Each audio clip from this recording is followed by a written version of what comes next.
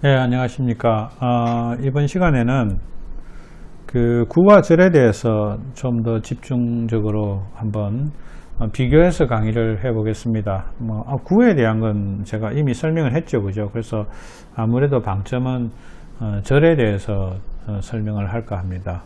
좀 더 비중을 두어서. 구는 뭐라고 그랬어요? 영어로 phrase라고 했잖아요. 그죠? phrase라고 했고, 절은 영어로 close라고 이렇게 합니다. 그래서 일단 용어도 알아야 되고요. 그래서 이 구와 절을 가진, 이거는 형태에 대한 정의잖아요. 그죠? 형태에 대한 정의입니다. 이 구도 형태고 절도 형태. 그 형태가 특별한 형태가 있단 말이에요. 그 형태가 부사 역할을 하게 되면 부사구, 또 그 어떤 절이 부사 역할을 하게 되면 부사절, 이렇게 되는 겁니다. 그러니까 이 명칭을 딱 보면 여러분들이 이게 뭘 말하는지 알죠? 그죠? 품사적으로는 부사의 이거는 기능을 의미하는 거고, 요거는 어떤 형태인가를 의미하는 거죠. 그죠? 그래서 그러면 부사구에 대한 설명은 충분히 많이 했고, 부사절에 대해서 좀 더 집중적으로 설명을 해 보겠습니다.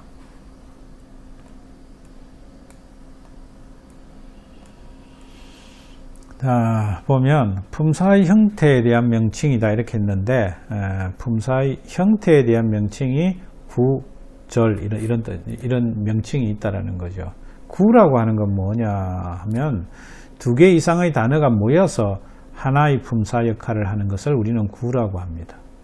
두 개 이상의 단어가 모여서 하나의 품사 역할을 하는 것. 우리가 이미 앞 시간에 우리가 배울 때 무슨 in the library 하면 도서관에서 이렇게 했을 때는 이 두 개 이상의 단어가 전부 세 단어네요. 그죠? 1, 2, 3, 세 단어가 모여서 이 전체가 뭡니까? 장소의 부사잖아. 불렀잖아요. 그죠? 이 부사 역할을 하니까 부사구라고 하는 거예요. 그래서 두 개 이상의 단어가 모여서 그 전체가 부사 역할을 하게 되면 우리는 그걸 구라고 부르는 겁니다. 그리고 그 전체가 두 개 이상의 단어가 모여가지고 그 전체가 명사 역할을 하면 뭐라고 부르죠? 명사구. 형용사 역할을 하게 되면 형용사구. 이렇게 이제 이름을 붙이는 거죠. 여기 보면 도서관에서 하면 이거는 부사구가 되는 겁니다. 아시겠죠? 그죠? 두 개 이상의 단어가 모였는데 여기서 이게 문장은 아닙니다. 단어만 두 개 이상 모인 겁니다. 문장은 아닌 것. 절이라고 하는 것은 뭐냐면 주어 동사를 포함하는 하나의 완전한 문장입니다. 이 문장이 그 전체가, 문장 하나의 전체가, 문장의 형식을 갖추고 있는 전체가 품사 역할을 하는 것을 우리는 뭐라고 부르느냐 하면 절이라고 부른단 말이죠. 절이라고 합니다. 그래서 어떤 주어 동사를 갖추고 있는, 주어와 동사를 갖추고 있는 하나의 문장의 형태가 갖춘 문장의 형태가 있다면 이 전체가 무슨 역할을 하냐 하면 명사 역할을 하면 어떻게 되죠? 명사절이라고 부를 것이고, 부사 역할을 하게 되면 뭐라고 부르죠? 부사절이라고 이렇게 붙이는 겁니다. 이름을. 제가 이제 여러분이 말귀를 알아들어야 되는 겁니다. 그죠? 제가 뭔가를 설명하다가, 문장을 설명하다가, 이건 부사절이죠 하면, 전체가 부사 기능을 하고, 주어 동사를 갖추고 있는 문장의 형태가 그 덩어리 전체가, 부사 기능을 하는가 보다. 이렇게 이제 말귀를 알아들어야 되는 거죠. 부사구, 명사구, 또 부사절, 명사절 이런 것들은 우리나라 말에도 있습니다. 예를 들면 나는 도서관에서 공부한다. 이게 이제 우리나라에 있는 부사구의 형태고요. 부사절 같은 경우에서 여기는 이제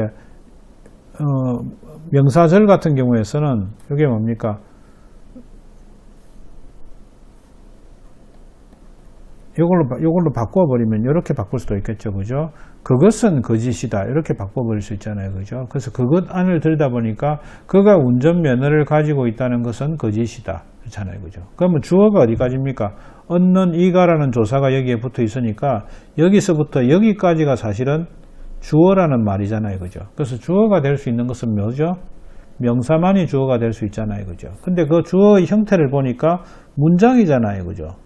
그가 운전면허를 가지고 있다라고 하는 주어 동사를 가지고 있는 문장이잖아요. 그죠? 그래서 이 문장이 되니까 이건 뭐라는 이야기입니까? 이건 절이라는 이야기잖아요. 그죠? 그래서 절은 절인데, 형태는 절인데, 그 품사적인 기능은 주어의 기능을 하니까, 즉 명사의 기능을 하니까 이건 명사절이다. 이렇게 우리가 부를 수가 있는 겁니다.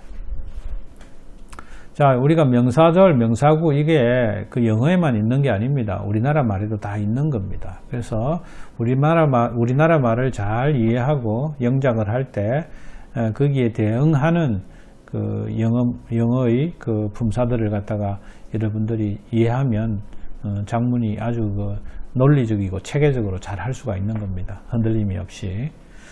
자, 구와 절에 대한 건 여러분들이 이제 개념 정리가 끝났을 겁니다. 자, 이 절에 대한 개념은 처음 등장하니까 꼭 여러분들이 잘 익혀두시기 바랍니다. 주어 동사를 갖춘 하나의 문장 전체가 하나의 품사 기능을 할 때 그걸 절이라고 한다. 이런 이야기입니다. 옛날에 이제 그 중학교 때 그때는 이제 문법을 참 많이 가르쳤어요. 그래서 저를 가르쳤던 선생님이 뭐 이 개념을 나름 설명하신다고 어떻게 설명했냐면 절에 가면 스님이 계시니까 쉽게 말하면 사람이 있으니까 주어 동사를 갖추고 있는 하나의 문장 전체를 절이라고 한다. 그렇게 외워라 했는데 어쨌거나 그 말이 대단히 인상적이었던 것 같아요. 지금까지도 그 설명이 잊혀지지가 않네요. 그래서 절이라고 하는 것은 주어 동사를 갖추고 있는 문장 전체가 하나의 품사 기능을 하는 것, 이걸 우리는 절이라고 그러고, 명사 기능을 하면 명사절, 부사 기능을 하면 부사절. 그러니까 여기 이제 지금 여기에서는 뭘 주로 할 것 같아요? 우리 부사를 배웠잖아요, 그죠? 일문형 하면서 부사가 계속 붙는 걸 배웠잖아요, 그죠? 예, 부사절을 우리가 집중적으로 공부하면서 작문을 해볼 겁니다. 설명을 조금 더 해볼까요?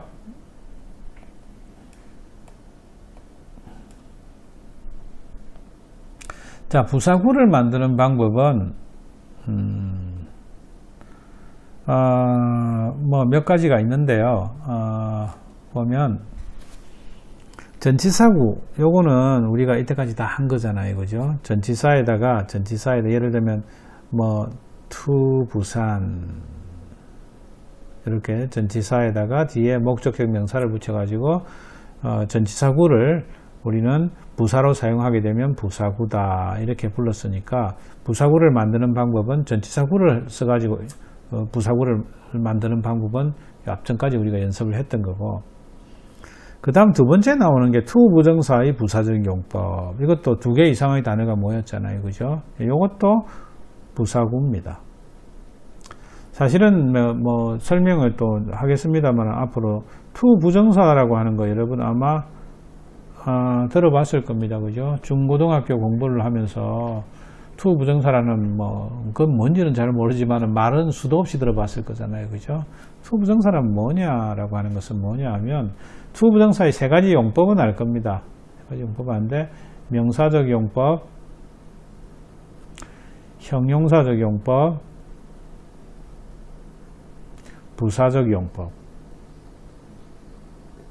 이 세 가지가 있잖아요. 그죠? 그럼 투 부정사는 투에다가 뒤에다가 동사를 붙여서 이걸 투 부정사, 이 형태는 모양은 이렇단 말이에요. 그죠? 그래서 이걸 명사적 용법이라는 말은 이 형태를 가지고 명사로 사용하겠다는 겁니다. 형용사적 용법은 이 형태를 가지고 형용사로 사용하겠다는 거고, 부사적 용법은 물론 이 형태를 가지고 부사로 사용하겠다는 겁니다. 그럼 한마디로 투 부정사는 뭐냐라고 했을 때 동사를 명사나 형용사나 부사로 바꾸는 방법입니다. 투 부정사를 왜 사용하느냐 하면 동사를 명사로 사용할 수도 있고 형용사로 사용할 수도 있고 부사로 사용할 수도 있는 겁니다. 그래서 투 부정사라는 문법은 상당히 좋은 문법이죠. 왜냐하면 단어의 숫자를 확 늘려주잖아요. 그죠? 내가 동사 하나를 알고 있으면 그 동사를 가지고 명사로도 만들어 쓰고 형용사로도 만들어 쓰고 부사로 만들어 쓰니까 얼마나 편리해요. 그죠? 굉장히 효율적인 문법입니다. 그럼 이런 것들이 우리나라에만 있느냐 하면 그렇지는 않아요. 영어에만 있느냐 하면 그렇지는 않아요. 우리나라 말도 씁니다. 예를 들면 달리다라고 하는 동사가 있다면 명사로 하면 달리는 것 혹은 달리기 명사로 썼죠. 그죠? 형용사는 달리는 그죠? 부사는 달리기 위해 이렇게 쓸 수 있잖아요. 그죠? 여기 떨어져 있습니다. 달리기 위해 했습니다. 그죠? 자, 우리나라 말도 이렇게 쓰잖아요. 그죠? 달리다라는 동사를 명사로 맞추면 달리기, 달리는 것 이렇게 할 수 있고요. 달리다를 형용사로 만들면 달리는 소년 했을 때는 달리는이 형용사잖아요. 그죠? 이거는 명사, 얘는 형용사, 이건 부사잖아요. 그죠? 부사로 만들면 달리기 위해, 뭐 이렇게 우리나라 말도 이렇게 동사를 좀 바꿔가지고 명사, 형용사, 부사로 쓸 수 있잖아요. 그죠? 영어에서도 똑같습니다. 그런 기능을 담당하고 있는 것이 이 to 부정사의 기능입니다. 지금 우리가 이제 하고자 하는 거는 to 부정사 중에서도 주로 뭘 하느냐 하면 이 부사로 사용되는 이거 하겠다 이런 말이겠죠. 그죠? 자, 분사구에 대한 건 나오는데 요건 우리가 아직 분사는 형용사거든요. 요건 이제 내가 지금 설명은 안 합니다. 지금 설명은 안 하고 왜냐하면 아직 형용사가 뭐 우리가 나와가지고 뭐 아직 한 게 없으니까 언제 나오느냐면 이문형에서 나와요. 요건 내가 이문형 가면 설명할게요. 이문형에서 설명할게요. 그래서 한꺼번에 용량이 너무 많이 들어차도 또 그렇습니다. 개념만 알고 가세요. 주로 우리가 많이 쓰는 게 전치사고 많이 쓸 거니까. 자, 부사절이라고 하는 것은 이제 우리가 주로 집중해야 될 겁니다. 주어와 동사를 가지고 있는 하나의 문장 전체가 부사 기능을 할 때 우리 이걸 부사절이라고 한다. 앞서 설명했잖아요. 그죠? 뭐 이제 자, 우리나라 말 예를 한번 봅시다. 그가 한국에 있었을 때 그는 우리 집에 머물렀다. 이런 문장이 우리나라 말 틀린 거 없죠. 그죠? 그럼 여기 뭐 그가 한국에 있었을 때 이건 뭡니까? 전체가 부사절입니다. 그죠? 부사절입니다. 왜냐면 때가 붙어가지고 그 전체가 이게 하나의 완전한 그가 한국에 있었을 때 문장이 안 끝났잖아요. 그 말은 이게 하나의 완전한 문장이 아니라는 겁니다. 그러면 그가 한국에 있었을 때라고 하는 것은 이 문장 전체가 문장처럼 보이는 이 전체가 무슨 기능을 하면 그때하고 똑같은 겁니다. 그때 그는 우리 집에 머물렀다. 이거는 그때는 품사적으로 뭐죠? 요거하고 똑같은 거는 그때잖아요. 그죠? 그때는 뭡니까? 품사가 부사잖아요. 그죠? 부사잖아요. 그죠? 그럼 여기는 뭡니까? 똑같은 품사적으로 품사 기능은 부사잖아요. 그죠? 근데 형태는 문장의 형태를 지니고 있으니까 부사절이다고 이렇게 부르는 겁니다. 요걸 그냥 부사라 부를 수도 있어요. 왜냐하면 품사적으로 부사 역할을 하고 있으니까. 아시겠죠? 그죠? 이렇게 부를 수도 있고, 요걸 부사절이라고 부를 수도 있고, 이 문장이 일단 두 개 있으니까 요걸 갖다가 메인이잖아요. 그죠? 그래서 이걸 주절이라고 이렇게 부릅니다. 이거는 main, close. 주절이고, 그죠? 요거를 종속절이라고도 부릅니다. 이 종속이라는 말은 subordinated. 종속된 clause다. 이렇게도 설명이 가능합니다. 근데 뭐 이런 말은 몰라도 좋고, 그러니까 말귀는 알아들어야 되는 거죠. 내가 이런 문장에서 자 종속절 보세요 하는데 뭘 봐야 되나 이걸 보면 안 된단 말이죠. 그죠?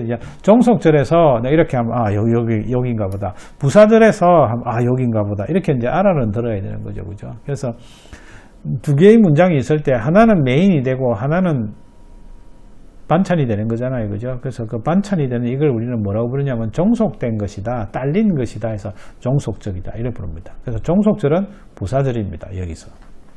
이해하시겠죠? 그죠? 설명이 많아지니까 또 여러분이 다 걱정이 됩니다. 잘 따라오고 있는지. 뭐 이게 인터넷 좋다는 게 뭡니까? 그러니까 자꾸 돌려서 볼 수 있으니까. 그죠? 교실에서 했으면 언론도 없습니다. 뭐 모르면 지나가면 슉 지나가 버리는데 동영상이 좋은 게 자꾸 돌려볼 수 있는 게 좋은 겁니다.